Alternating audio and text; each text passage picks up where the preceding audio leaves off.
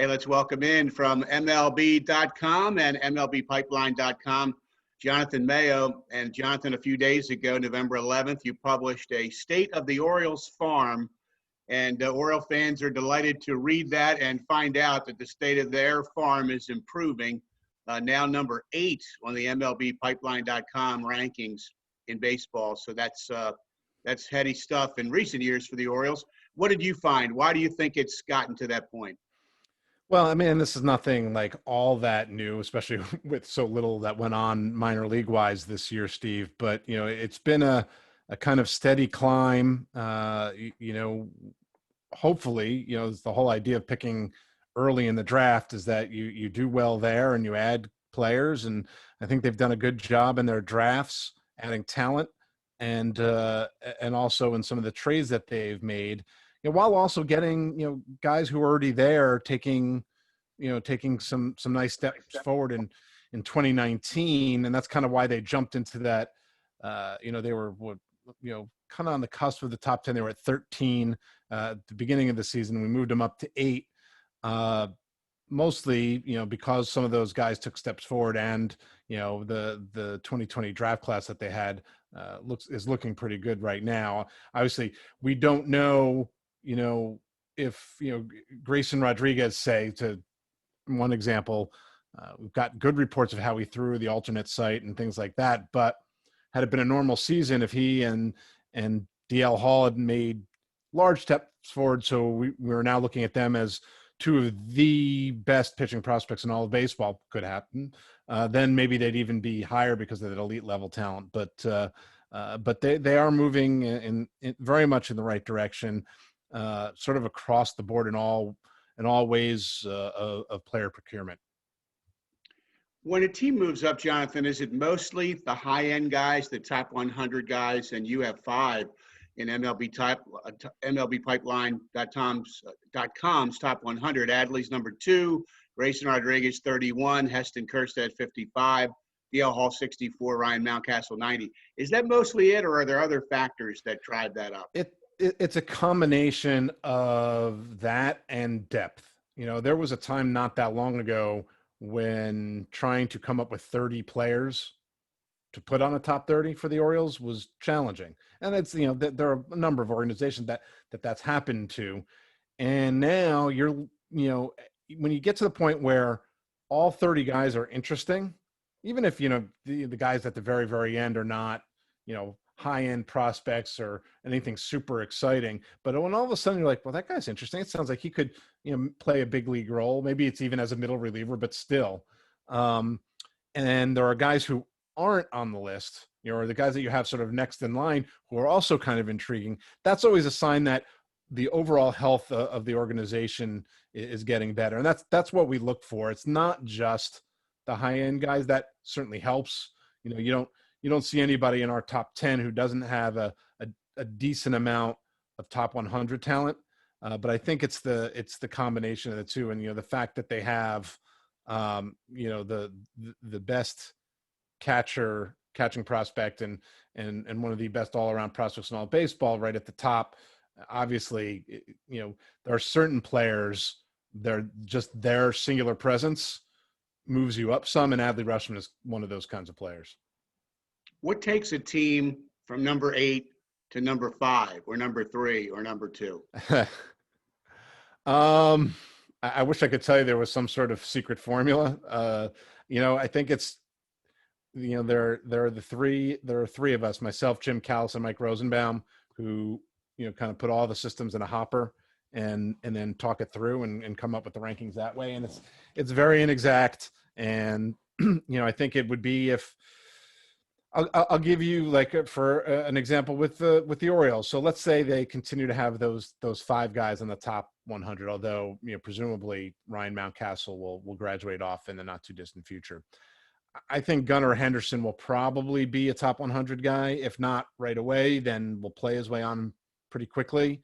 You get one or maybe 2 more guys like that who sort of move into that level, and then some of the guys in that mid tier take steps forward, so they go from intriguing guys to they look like they could be closer to impact type players. And then even the bottom third, those guys, look like they could they go from sort of intriguing to, oh no, they're going to be big leaguers. And I think, the combination, like I said, the work they've done in the draft, I don't know if they're going to be making any more trades, because I think they're moving in the right direction right now in terms of bringing in talent.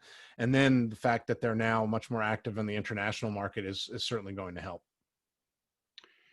We didn't have any games in 2020 for anybody to watch or scout or track, but we had 2019, which was the first year of Elias and Chris Holt running the pitching development program in Baltimore. And we saw, big improvement, team and individual pitching wise. I mean, the organization gained a strikeout per 9, from one year to the next, a whole strikeout, which is significant over 6 or 7 farm teams. Are you noticing changes, improvements in pitch development under Elias? I mean, yeah, it's kind of from afar, and as you pointed out, like we didn't see if they could take another step forward this year. I would imagine that that they could. I think they did a good job of, and you have to give some credit to the previous regime, because Mike Elias did not draft Grayson Rodriguez or DL Hall. But those guys took steps forward on, under the eye of the new regime. And I think they will continue to do so. Whenever you're going to draft young pitching, how they're developed is key. You could have all the talent in the world, and things like secondary stuff and setting up hitters and command, most of all, are become the most important thing. And not only were Orioles pitchers missing more bats, but I feel like, and this is without looking at any numbers whatsoever, but I feel like they were more efficient. There were more strikes thrown, which points to ability to then get into counts where they can use the plus stuff that they've developed to put away hitters, which led to that higher strikeout rate. Of course, you mentioned Adley already in this interview, and Adley prominently in that story. And Mike Elias has pretty much come out and said the guy's going to start at Double-A in 2021. He felt he did a lot of great things at the alternate camp. And so that definitely, Jonathan, doesn't it, in your opinion, let's get it from you, bring into play the major leagues potentially for Adley Rutschman in 2021? I would be surprised if he's not in the big leagues in 2021. And this is not, I don't think I'm going way out on a limb here. The only thing that really is, hold him back is the fact that he didn't play this year, but I think he got valuable experience, at the alternate site. He got to catch a lot of high level pitchers, guys who, ended up in the big leagues. I'm thinking guys like Dean Kramer, Keegan Aiken, guys like that, guys who are up and down, things like that. So, and I don't think there was a whole lot that he needed to do to be able to contribute at the big league level. I mean, to be honest with you, he probably could have contributed this year. Now, would he have been outstanding? I don't know. He would have figured things out and made adjustments. But I think that it's not going to take very long. Give him some time just to get some more reps and get some actual at-bats in competition. And I think his play will dictate how quickly he moves up. But if you told me that he'd be in Baltimore by the All-Star break, I would certainly have no problem believing that. Interesting. I'm sure any team will take a strong top 30 any way they can get it. And your article pointed out that in the MLB pipeline.com O's top 30, 20 came via the draft, 2 via international connections, 8 via trades. Is that a good mix, or does it really not matter, the mix, as long as the end result is good? Yeah, I think that's it. There are many, many, many ways that you can build a strong farm system, especially if you're coming into a situation where the system was not particularly strong. By and large, a lot of our lists are draft heavy, which makes some sense. I think it also speaks to, full disclosure, probably some bias on our front a little bit. The Orioles obviously aren't going to have much in the way of international signings yet, but I think that's going to start changing. And they've when you're picking high in the draft, that means you're picking high every round, and it also means you have the most money to play with. So they could aggressively go after high end talent, and I think they've been able to do that. And then the trades that they've made haven't been the bring in the marquee huge prospect kind of trades. They started to get benefit from the Manny Machado trade this year in Dean Kramer, again a trade that happened before this regime came in. But even the trades that they made recently, when you bring in guys like Vavra, Taran Vavra from the Rockies, and I bring him up because I actually really like him. I think he's going to be a solid player, and he's the kind of player that a winning team always seems to have on its big league roster. Tyler Nevin, I think, is a guy who will probably, and he's down at 22, but I think he's gonna touch the big leagues, and I think he's gonna have a chance to be an interesting, even if it's a role player, an offensive role player. So, they've brought in depth via the trade, and they, continue to try to take advantage of where they pick in the draft, to add to their coffers. But, if you look around all 30 teams, teams have, mixed and matched. There are some teams that have almost entirely all draft picks. There are some that have a ton of international guys. So where the Orioles are, I think, is sort of right about normal in terms of where the mix is across baseball. Last thing, and thanks for the time, Jonathan Mayo with us from MLB.com, MLBpipeline.com. Your experience tracking this over the years, when a team can get to a great place, 4, 5, 8, where they have a top farm, how hard is it to stay there over a number of years? Do teams do that? They are few and far between. I think one of the most challenging things to do is to win at the big league level and continue to have a top ranked farm system. Now, what I will say is there's very strong correlation between having a highly thought of farm system and eventually winning.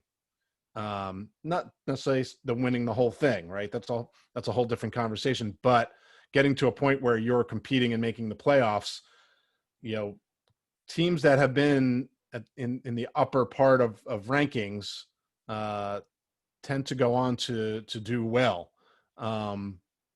Including the Houston Astros, where Mike Elias came from, the Atlanta Braves recently, the Kansas City Royals several years ago turned that best farm system right around 2011 into a World Series team, and that won it all in 2015.